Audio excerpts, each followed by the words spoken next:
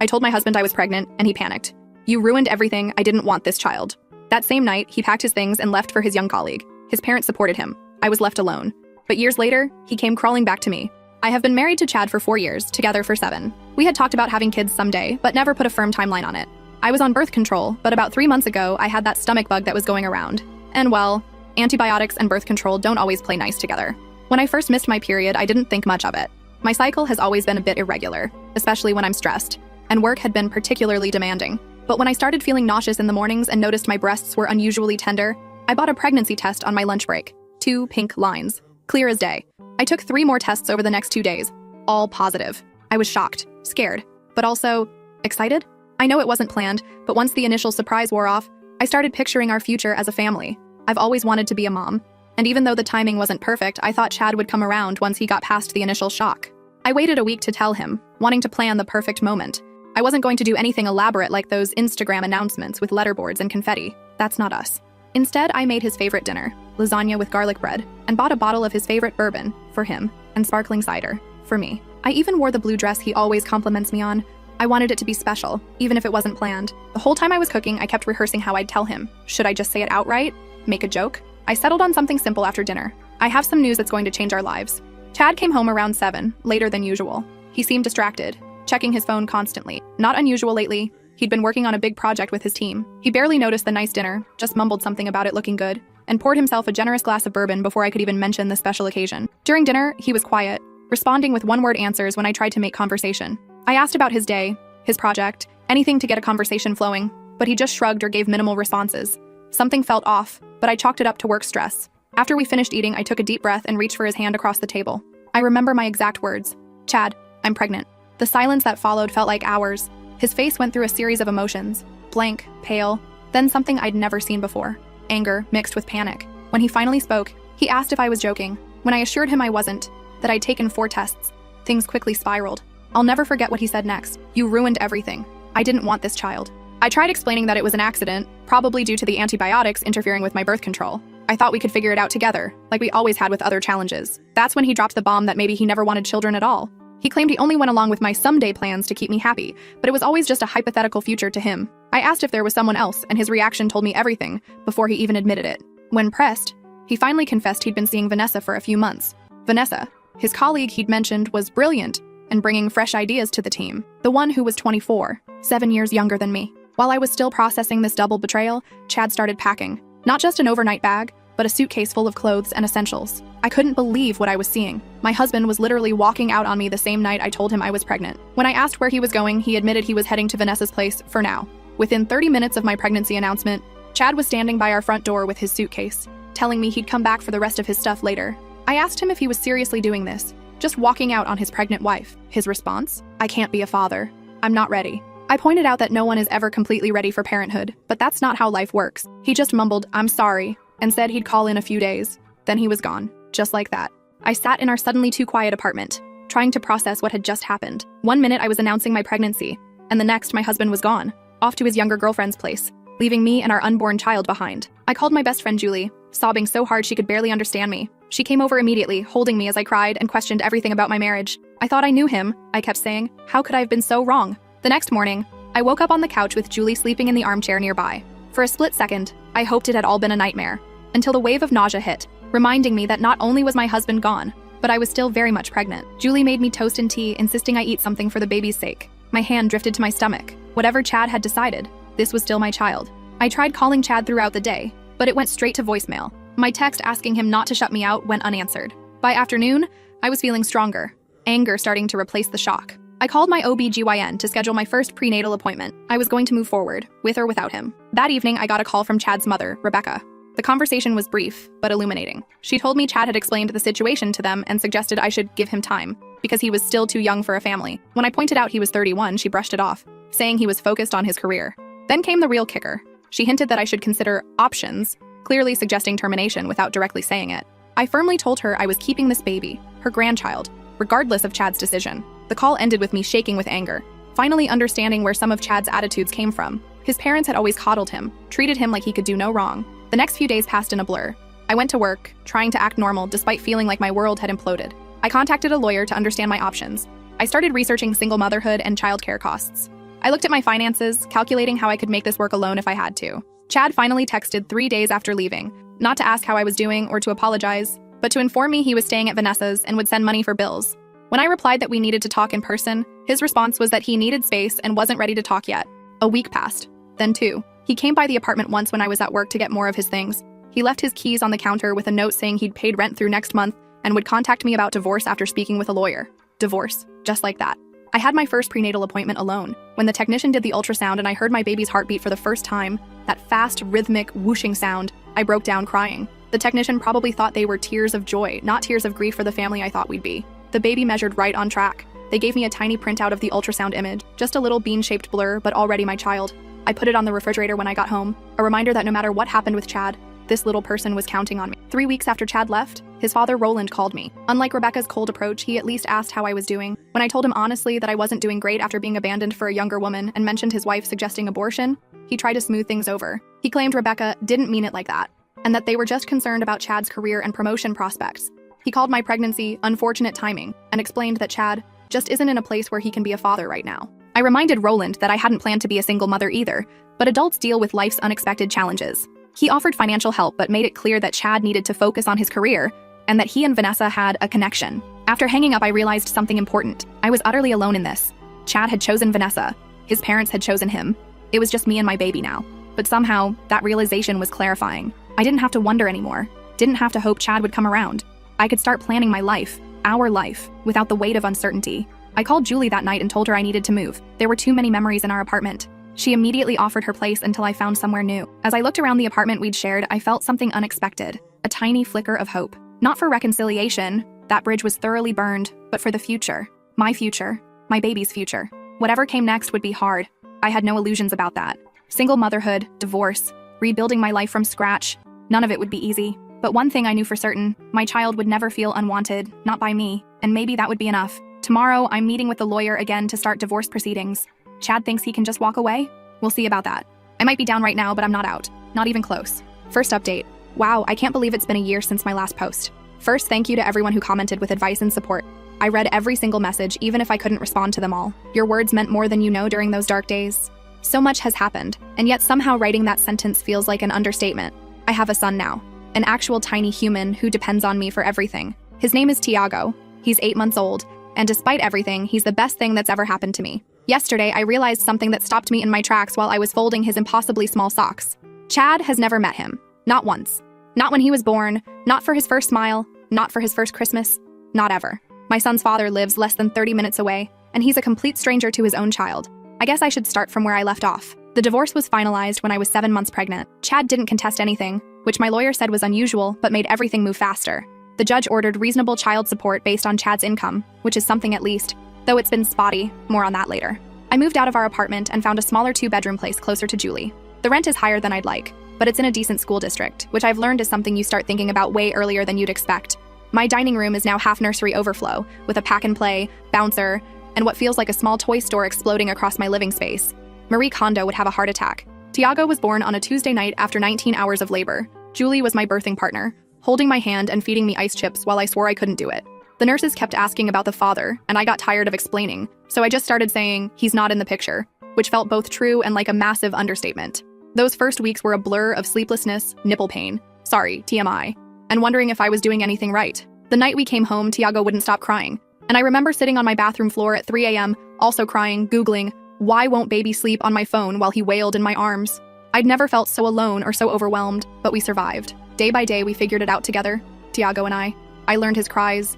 Hungry sounds different from tired, which sounds different from, I just want to be held. I discovered he loves being sung to, even though I can't carry a tune in a bucket. I watched his personality emerge bit by bit. He's observant, stubborn, wonder where he gets that from, and has a laugh that can light up the whole room.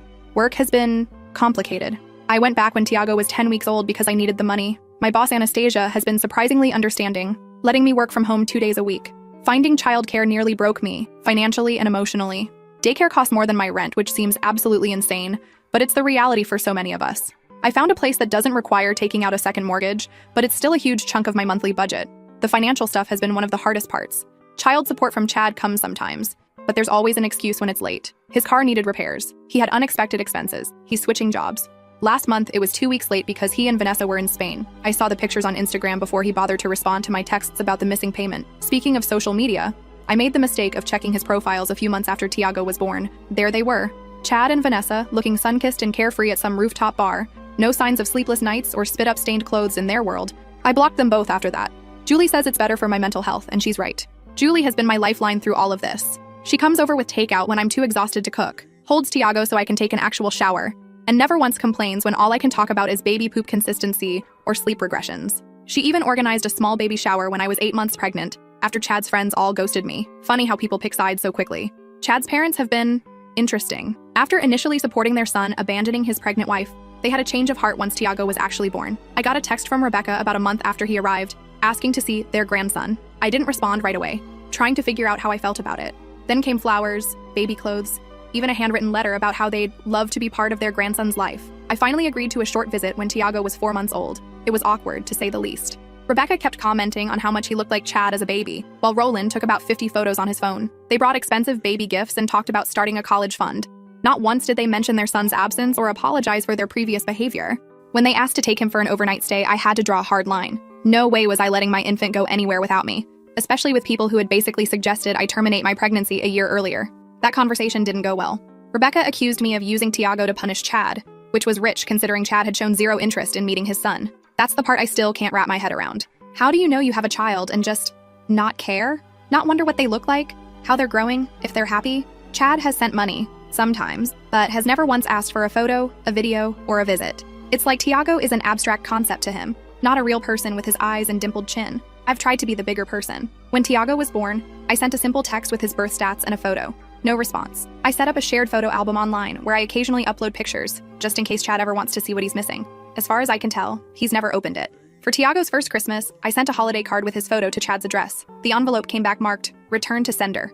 Meanwhile, life goes on. Tiago started daycare, caught every possible virus in his first month there, another fun surprise of parenthood nobody warns you about, and has since developed an immune system of steel. He's crawling now, pulling himself up on furniture and putting everything in his mouth. My apartment is baby-proofed to the extreme. I haven't seen my coffee table without corner protectors in so long, I've forgotten what it actually looks like. My daily routine has become a carefully choreographed dance of efficiency. Wake up at 5:30 a.m. before Tiago to shower and get dressed. Get him up, fed, and dressed by 7:15. Daycare drop-off by 8.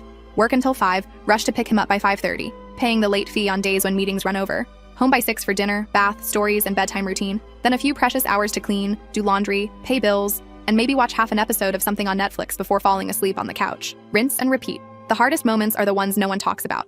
Like when Tiago had his first fever at 3 a.m., and I had to decide alone whether to take him to the ER, or when he says, "mama," but there's no data in his vocabulary because that person doesn't exist in his world. Or the daycare forms that ask for father's information, and I have to write NA while surrounded by other parents filling out both sections. But there are beautiful moments too. Morning cuddles when he wakes up happy and babbling, the way he reaches for me when I pick him up from daycare, his fascination with the ceiling fan, his absolute joy when splashing in the bath, the weight of him falling asleep on my chest, his breath warm against my neck. I'm not going to pretend it's easy. Being a single parent is the hardest thing I've ever done. There are days when I'm so tired I put the milk in the cabinet and the cereal in the fridge, days when I snap at customer service people over nothing because I'm running on fumes, days when I cry in the shower because it's the only place Tiago can't hear me. But I'm doing it. We're doing it.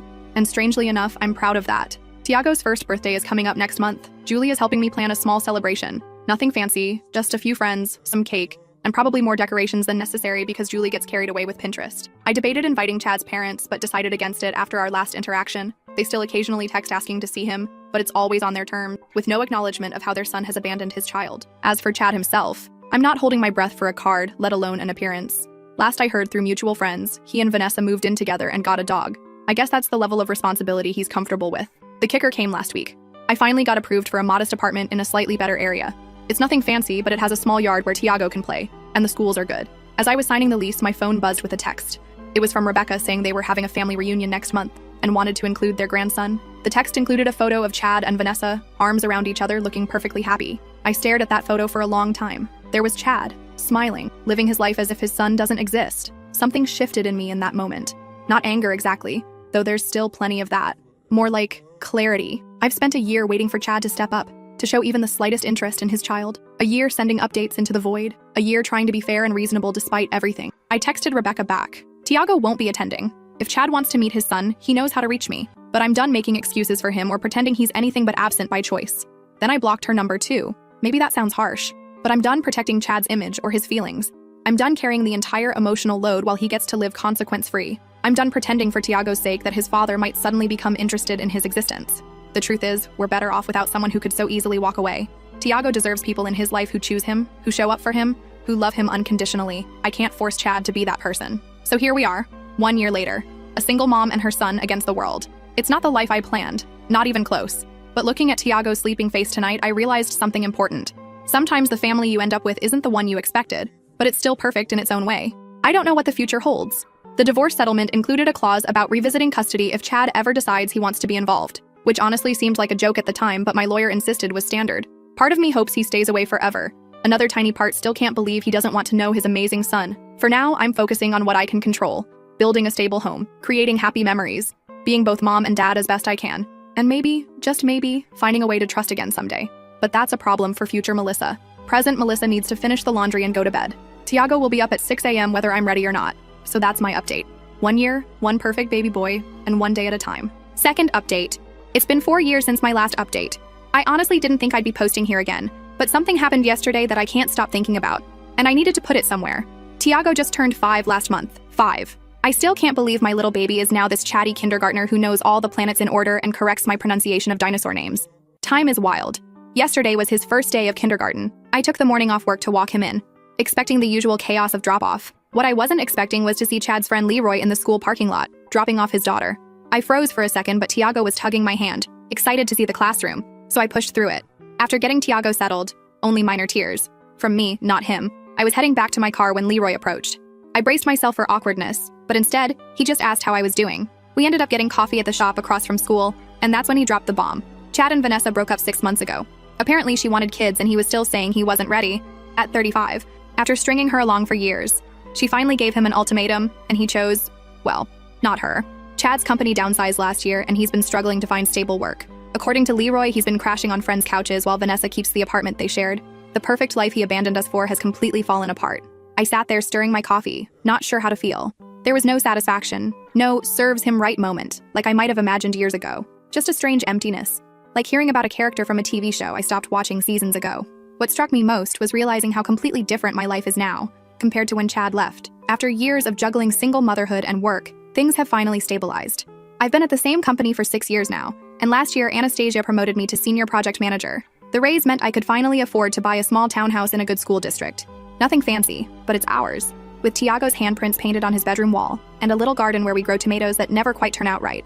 Financial stability was hard-won. There were so many nights of spreadsheets and budget calculations weighing every expense.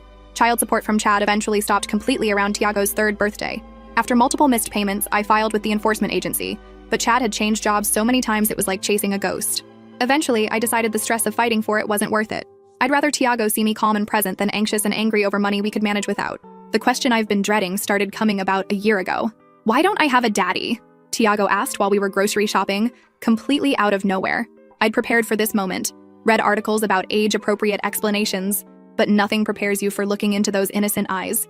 I told him a simplified version of the truth, that his daddy wasn't ready to be a parent, but that didn't mean anything was wrong with Tiago. That sometimes grown-ups make choices that hurt people, but I wanted and loved him enough for 2 parents. Those conversations never get easier. Each time Tiago notices another kid with their dad at the park or sees father-son activities at school, my heart breaks a little. But we've built our own traditions. Julie is still his favorite aunt, coming over for movie nights and teaching him card tricks. My parents drive up monthly to spend weekends with their grandson. We have our village, even without Chad. Then about 10 months ago, something unexpected happened. At a parent-teacher night at Tiago's preschool, I kept noticing this dad with kind eyes and a terrible dad joke t-shirt. I'm not arguing, I'm just explaining why I'm right. His daughter Emma was in Tiago's class, and they'd become friends. I overheard him gently but firmly handling her meltdown over having to leave the classroom toys. And something about his patience caught my attention. Douglas, widowed father of Emma, makes homemade pizza on Fridays with dinosaur-shaped pepperoni, remembers Teacher Appreciation Week without reminders, doesn't mind when my son talks endlessly about space. It started with playdates. The kids were friends anyway, so it was natural. Then coffee while they played. Then texting about school announcements we'd both missed. Then dinner one night after Emma and Tiago's soccer practice ran late. Then more dinners, more texts, more conversations that stretched late into the evening after the kids were asleep. Douglas never rushed anything. He understood the package deal. Me and Tiago, always. He asked thoughtful questions about Tiago's interests, brought him books about stars after hearing about his space phase. The first time he fixed Tiago's wobbly bicycle seat without being asked, I nearly cried at the simple kindness of it. 6 months in, Douglas told me about losing Emma's mom to cancer when Emma was just a year old, how he'd been terrified of raising a daughter alone, how he'd kept her mom's photos everywhere so Emma would know her. The raw honesty of his grief and love made me trust him in a way I hadn't trusted anyone in years. We've been officially dating for 7 months now. The kids know we're special friends and seem genuinely happy about our blended playdates. Last month, Douglas and I had the talk about where this is going. Nothing dramatic, just sitting on my back porch after the kids were asleep, talking honestly about our hopes and fears. He wants to move forward together. So do I. We're taking it slow, but for the first time in 5 years, I'm allowing myself to picture a future with someone again. Meanwhile, Chad's parents have suddenly renewed their interest in Tiago. After years of sporadic texts and occasional gift cards on birthdays, Rebecca called last month asking if they could take him for a weekend. When I explained that wasn't going to happen after years of minimal contact, she got defensive, claiming they'd always wanted a relationship, but thought I was keeping them away. The truth is, they made barely any effort until recently. I wonder if Chad moving back in with them has anything to do with their sudden interest. Douglas asked last week if he could take Tiago fishing along with Emma next weekend. Something so simple, yet it made my throat tight watching Tiago's excitement about learning to fish like real boys do. After Leroy's revelation yesterday, I checked Chad's Instagram for the first time in years. His carefully curated feed of exotic vacations and rooftop parties has been replaced with vague inspirational quotes about new beginnings and finding yourself. No mention of the son turning 5 just miles away. I closed the app feeling oddly at peace. 5 years ago, I was broken, terrified, and alone. Today, I have a career I'm proud of, a home I own, an amazing kid who astonishes me daily, and a partner who chooses us every day, not because he has to, but because he wants to. So that's where I am 5 years later. Not where I expected to be, but exactly where I'm meant to be. And Chad? His choices led him exactly where his choices would naturally lead. I can't even find it in me to be bitter anymore. That part of my life feels like a different timeline, one I stepped out of long ago. Third update, last Saturday started like any other. Pancake breakfast, then rushing to Tiago's soccer game. Douglas and I were huddled under an umbrella watching the blue lightning when Douglas nudged me. Is that someone you know? Across the field stood Chad. After 7 years of complete absence, my ex-husband was just watching our son play soccer.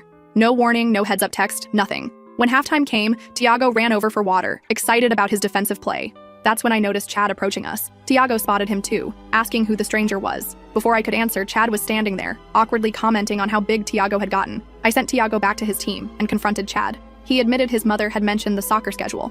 Of course, Rebecca. The sudden increase in contact from his parents made sense now. Douglas introduced himself, and I noticed Chad flinch slightly when he claimed the title of Tiago's father. I corrected him, biologically only. After some tense words, Chad asked if we could talk after the game. I reluctantly agreed to 20 minutes at the nearby coffee shop. Douglas took Tiago and Emma for Victory ice cream while I met with Chad. He'd ordered me a cappuccino, not knowing I'd switched to lattes years ago, a small detail that somehow highlighted how much had changed. Chad's story came in pieces. Therapy for a year, 8 months sober, moving back with his parents after breaking up with Vanessa. The most stunning admission was that he'd actually asked his parents to limit contact with Tiago because he couldn't handle the reminder of what he'd abandoned. Now he wanted to make things right and know his son. I told him plainly that Tiago wasn't the baby he walked out on, but a person with feelings and a life Chad knew nothing about. He acknowledged he couldn't just walk in and be dad, then asked about my relationship with Douglas. Something like pain crossed his face when I told him Douglas had been more of a father than he ever was. I agreed to consider a supervised meeting with strict conditions. I would be present, it would be brief, and if he disappeared again, that was it forever. 3 days later, after talking with Douglas and our family therapist, I arranged a meeting at a park, telling Tiago was harder than expected. His questions were heartbreaking. Why his father wanted to see him now, whether Douglas would come too, and if his biological father would like him. He decided to wear his soccer jersey, so he knows I'm good at soccer. The meeting wasn't terrible. Chad brought a Lego soccer field set, and they built it together while I watched from nearby.